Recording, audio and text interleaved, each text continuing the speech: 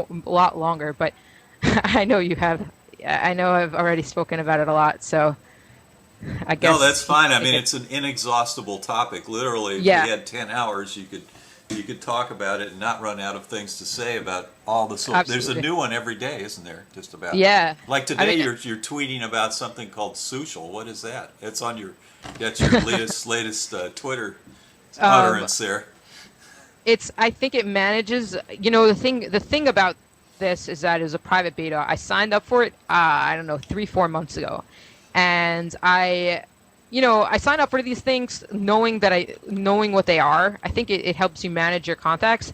But then you don't hear from them for months. So and then they invite you to the service, but everybody forgets about it. So, I'm kind of rolling my eyes at that. I'm just like, I don't really know what it is. But, the thing that it was an issue of contention and why I tweeted about it today was that, I logged in for the first time. They invited me. I signed up with my invite code.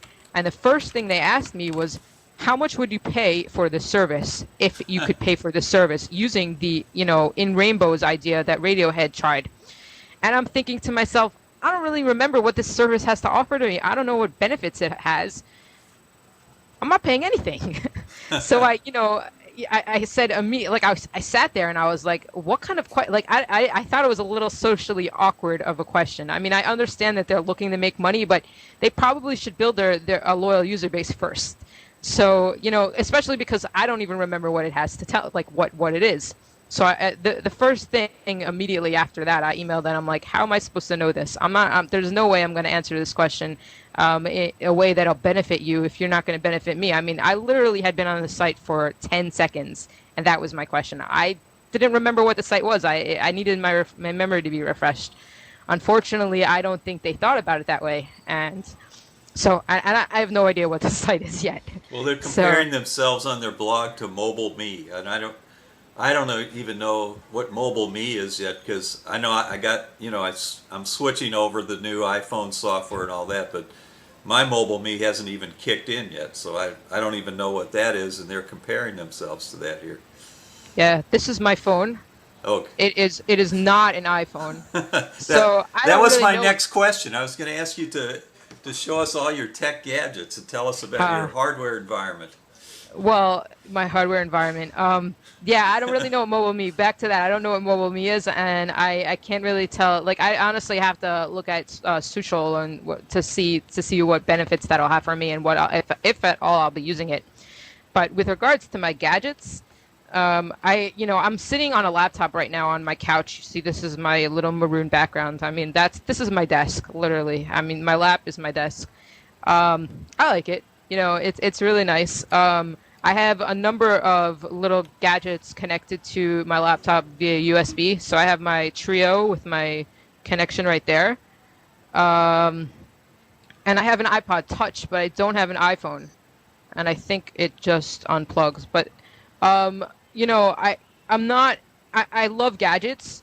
I'm not buying every single gadget in the world. I'm not buying the iPhone because I don't want to switch to AT&T. But I like the benefits of what it has. So it is iPhone 2.0 or iPod Touch 2.0. And I mean, I'm taking a look at it now. I mean, I really don't use this for so much the applications. I pretty much use it for the Wi-Fi and the music, especially during my longer type of commutes. Um, but these are my trusty gadgets. I mean, everybody says you should incorporate just go like this and put your palm together with your iPhone, and it'll eventually be an iPalm or something like that. I, I love the Palm OS, and unfortunately, it's losing favor in the eyes of a lot of people, and they're just moving on to either Windows Mobile or the iPhone type of software. It's something that I'm gonna have to get used to.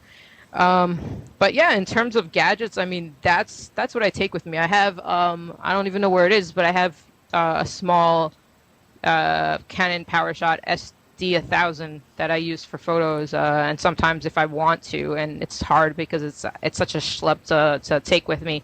I have a Nikon DSLR, a D200, but I used to dabble in photography a lot more than I have a chance to lately. So that gadget sort of sits on a shelf in a cabinet, which is very sad. But one day I want to bring myself up to that level of Brian Solis, who takes those great photos for Bubblicious, and start at it again. But that's really it in terms of the gadgets I rely on. I mean, I don't even think the Nikon, it fits within that category anymore. Have you? Sadly. Well, let me ask one more thing. What kind of PC, or do you have multiple PCs? Oh yeah, I should have told you that. All right, let's see. I'm sitting in my apartment right now. I have a one-bedroom apartment, and I have, between my husband and me, but mostly me. My husband owns three computers. He has a desktop and a laptop, or maybe two computers that he uses primarily. I have uh, two desktops, a Linux machine for like server administration. I like to play with, to learn to build up those skills, especially for system administration. So I have a Linux machine, and I have like a little web server running off of that. I have a Windows machine for, sort of my media center. It has, I don't know, a couple terabytes of data, so I just throw stuff on there. I store my photos and my media on there. I have the laptop that I'm sitting on right now, and I can't show that to you because the camera will lose its connection. But I have that. It's a 17-inch Dell, and I have a smaller laptop that I use almost as religiously because it's in a cooler bedroom. It's in the cooler bedroom.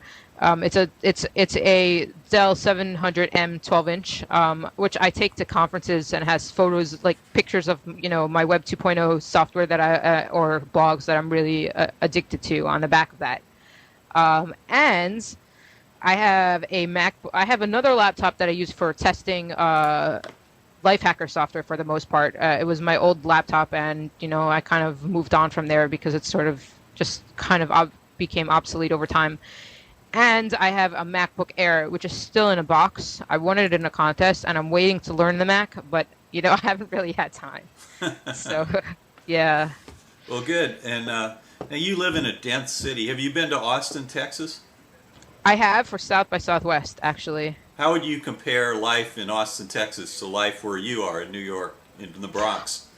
All right. Well, let's talk about New York City, not where I live, because I live in a very interesting part of New York City. I mean, I look out my window and I see the New Jersey and the Hudson River. I live in a very suburban part of the Bronx. It's called Riverdale, and anybody who's actually been here like knows that it's sort of like it's not the Bronx. I mean, it's a beautiful place. The houses here are not cheap at all, but I don't live in a house, and fortunately, at that, I don't know. One day.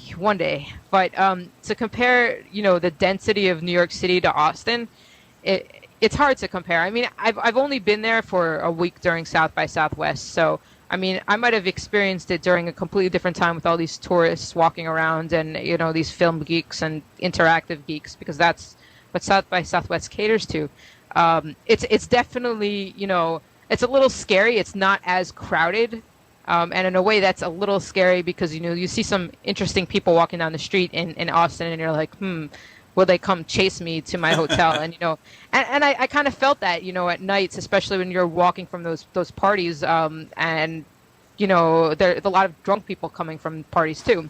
So I mean, I'm not saying I'm afraid of Austin, but I'm saying that my unfamiliarity with the area is a little different. But when you're in New York City, walking around in the city at night, because there's so many people, it's not as frightening. Then again, if anything happened to you, I don't think anybody would do anything. So, there's those different things. I mean, I love New York City because there's just so much available to me within walking distance. Where I live, not so much, but New York City definitely is that. And I mean, Austin, I would assume you definitely need a car. In New York City, you don't. I know those are the things. Where I am, I have to take a car. I have to take a bus to take a subway to get into Manhattan. I actually have to walk a quarter of a mile to get to the bus. I mean, it's definitely more suburban than the New York City you're envisioning in your head. But they're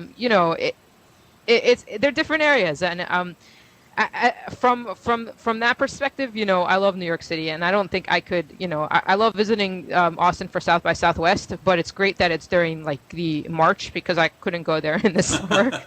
I grew up in Florida, so knowing the humidity and all that stuff,